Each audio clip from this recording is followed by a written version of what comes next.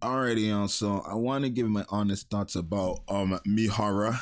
I think I'm done with the character. I mean, I'll still make videos and stuff like that, obviously, where about these two characters and stuff like that. Maybe not dedicated videos about the two, maybe just more general videos and stuff like that, because I am in my little groove where I've been like actively uploading 3 times a day again. So if you guys want to let me know down below in the comments what you guys want to see when the anniversary is gone and stuff like that, do let me know, because I am getting back into my groove of uploading a lot more. But I want to talk about Mihara now. This is probably the first time in the anniversary, honestly, I can say I'm disappointed. I'm sure you guys have seen throughout all my videos I've done of Mihara, I've tried to like defend her just a tad bit, and I'm not trying to say she's just a completely garbage useless character, because I don't think she is. I think people who are saying she's completely garbage, completely useless, I think that's a bit much, but I don't think she's the best of characters, right? I am going to do a multi for her, because at the end of the day, I would like to have the character, right? I'm not gonna use her, but okay, nothing. It's okay. It's okay. Anyways, let me go to Miss Mihara bonding chain. I just don't know. I think she's a great character and all, but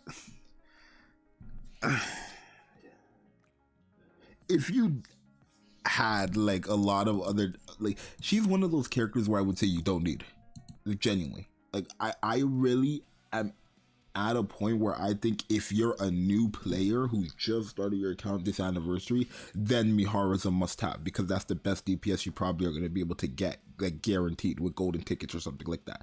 But if you're someone like me who's been playing since day one, or even someone who's been playing for a year now, right? Heck, even if you started at the beginning of the year where you had access to Rappy, the Selector, and also Scarlet Black Shadow, or even just a few months before that where you had access to Cinderella, I would say you don't need to summon for this character, right? There are way too many DPSs in this game that just beat this character, and it's just comical, right? For me, when I summon for a character, I'm summoning for a character that's a game changer, right? Not a character that's like, oh, because I want all the characters and stuff like that. I'm summoning for characters because they're game changers, right?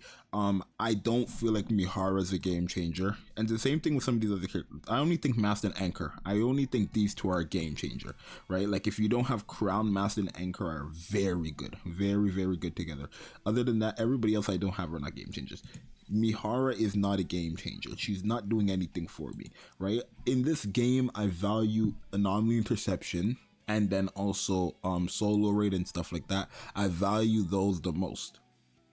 I don't find this character to be that crazy in Anomaly Interception, and then in general, I don't find her to be that crazy. I only think she's going to be good against bosses, like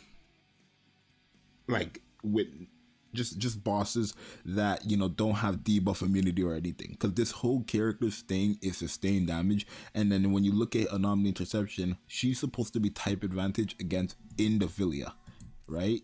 That's what her thing is. She's supposed to be type advantage against Indivilia because she's a fire character. Indivilia is weak to fire enemies. The thing is, Indivilia has an effect where she has debuff immunity, like, permanently, right? If I could just show you guys where that is.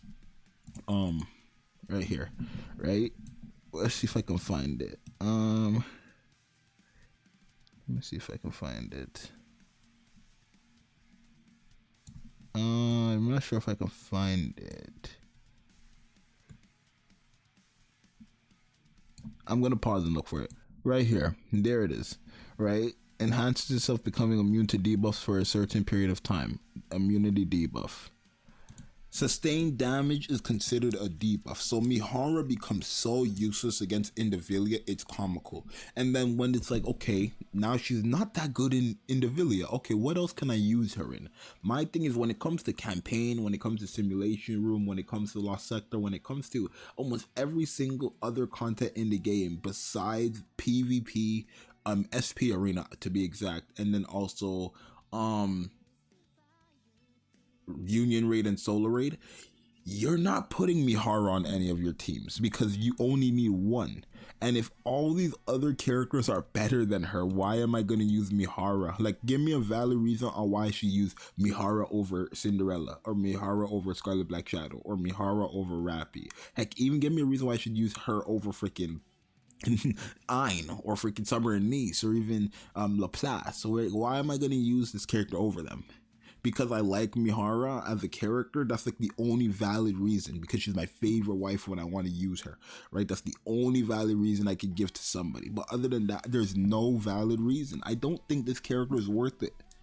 I honestly am not gonna have no problem whatsoever skipping this character if I don't get her. Like, this is the first time in an anniversary where I'm really disappointed with one of the characters, because even when Grave came out, I wasn't disappointed like that, right? I knew because Crown existed, I was never going to use Grave like that for real, unless it came to solo raid where I needed multiple teams, and union raid as well. But like, she was still great to me. I still found Graves to be a cool character. I still found Graves to be a great character. And don't get me wrong, I think the whole concept of Mihara with the chains, I love characters with chains, right? I think they're great. But the character itself is just so iffy to me. Not only was her kit completely hard to understand at first, it was just a bunch of nothing, to be honest. Like, at the end of the day, her whole kit was, okay, if someone uses a burst 3, she gets a sustained damage buff, right? And then she's basically doing damage over time, but once she stacks up to 20, then you want to use her burst skill. That's basically what her whole kit is. Like, there's so much of nothing here. Nothing really here. Everything helps increase the stacking of ensnaring chain. After 40 normal attacks during a full burst, you get increases ensnaring chain, right? You want this character to go second as well. That's another thing. She's not that good as a burst 1 character, or like the first burst 3 character. I mean, she's not that good as one, because you want her to stack up, right? You get ensnaring chain by using 40 normal attacks. You know what I mean? You get ensnaring chain by using 40 normal attacks during a full burst. So you're going to be fully stacked on ensnaring chain by the time you use her burst skill, if you put her in the second slot for burst 3, which is like, it's cool and all, but I just don't find this character needed, right? In most content besides solo raid and union raid, I'm only doing 2 burst skills, to be honest. With Crown, Little Mermaid, and Helm, I don't need that many bursts, right? In most content besides solo raid, besides union raid. And that's just keeping it honest, right? And obviously anomaly interception, but then again, like I said, anomaly interception, this character is not that good. So I just don't think she was worth it. I don't think she's worth it. I don't think this is the character you want to have.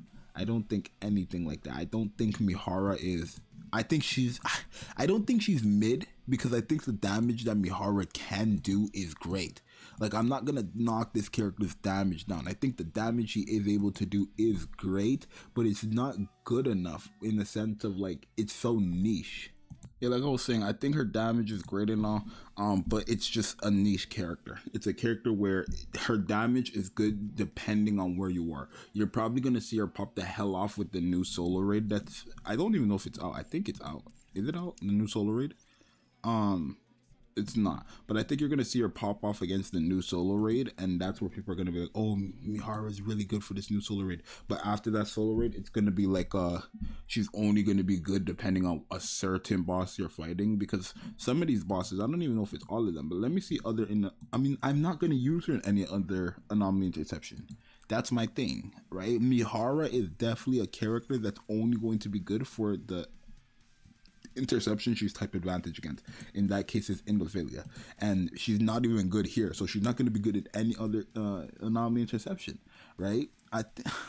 It's just, I don't know. I think a new player will benefit from the character, but anybody like me who has all the other characters besides her, we're not worried. Like, we are not worried about this character. We're not pressed about this character. Nothing like that. So those are my little honest thoughts about her. They could have made her 10 times better had they just made it that I would say if they made it that her ensnaring chain proc alongside her burst skill, that would be a lot better for her as well.